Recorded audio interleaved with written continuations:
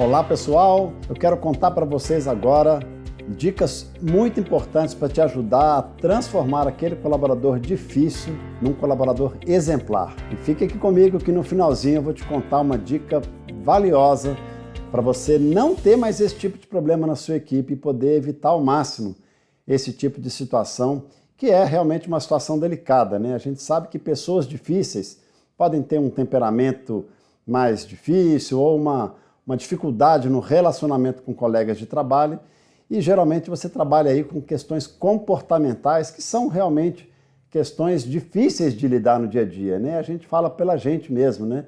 O quanto é difícil a gente mudar um determinado hábito, uma determinada atitude no nosso dia a dia. E muitas vezes mexe com as crenças de cada um, aquilo que cada um acredita, aquilo que cada um de fato tem como princípios e valores, né? Então, nós vamos começar pensando que você já está ali com um colaborador difícil, um colaborador que tem um comportamento disruptivo, que tem dificuldades de se relacionar com seus colegas de trabalho, dificuldade de se relacionar também com você como líder, né? E aí eu vou te dar 3 passos imediatos para você começar já a reverter esse cenário difícil nessa relação com o seu colaborador. Um primeiro passo importante é você ter muito claro os combinados, não só com esse colaborador, mas com toda a sua equipe. Esses combinados são performances, né? São combinados que definem como esse colaborador deve entregar aquilo que é esperado da função dele. E esses combinados podem incluir aspectos técnicos, né? Mais diretamente ligados à função dele, à capacidade técnica e profissional dele, e também os aspectos comportamentais, que tem muito a ver com as questões de relacionamento. E há diferentes formas de se fazer esses combinados, e aí em um outro vídeo eu vou explicar passo a passo para você preparar e elaborar esses combinados com o seu time. O importante no passo 1, então, é ter bons combinados, né? Deixar muito claro o que pode ser feito, o que não pode ser feito, questões que realmente demonstrem a entrega do seu colaborador alinhada com aquilo que se espera da sua função e com aquilo que se espera também em termos de resultados dentro da sua área. Um segundo passo muito importante é, à medida em que esse colaborador descumprir qualquer um desses combinados, que haja um feedback imediato para esse colaborador. Esse feedback é importante que vocês entendam que não seja feito no momento, né, no calor daquele evento, né, do ocorrido, né, ou daquele descumprimento daquele combinado. É importante que você prepare o seu feedback, organize, planeje sua conversa para que você faça no momento oportuno, mas não deixe passar muito tempo. Faça essa conversa logo a seguir, né, desse combinado, no dia seguinte, onde você possa reunir os argumentos e se preparar adequadamente para fazer esse alinhamento com esse colaborador que descumpriu esse combinado.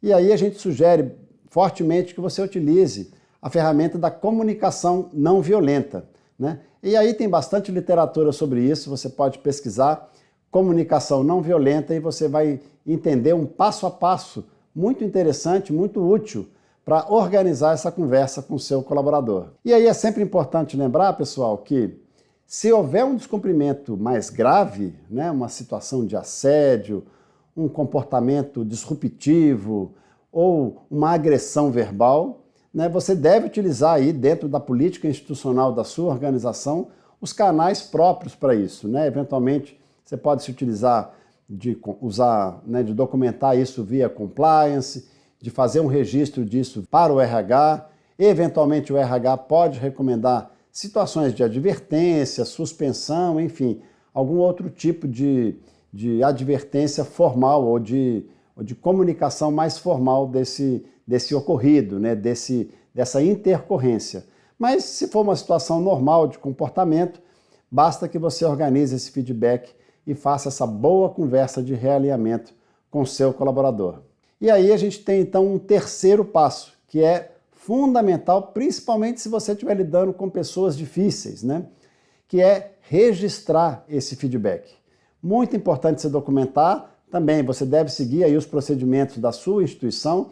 Tem instituição que tem um formulário específico para esse registro, tem instituições que preferem que você use o próprio prontuário do colaborador, né, o prontuário funcional dele, que fica ali na área do RH, ou, se você não tiver nenhum desses instrumentos, você deve formalizar por e-mail, né? E aí sempre garantir que você possa verificar se ele foi lido, né?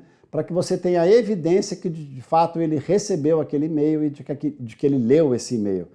Isso é importante porque numa situação futura, né, caso você chegue a uma situação limite, isso pode te ajudar na documentação para um eventual processo, eventual formalização de uma justa causa, né, em situações muito mais extremas, né? O que a gente quer aqui é resolver isso de forma consensual, num alinhamento claro com o seu colaborador. Então, repassando esses 3 passos no curto prazo, você deve ter um combinado claro, você deve fazer o feedback de forma planejada e de forma preparada, nunca no calor da situação, mas logo a seguir.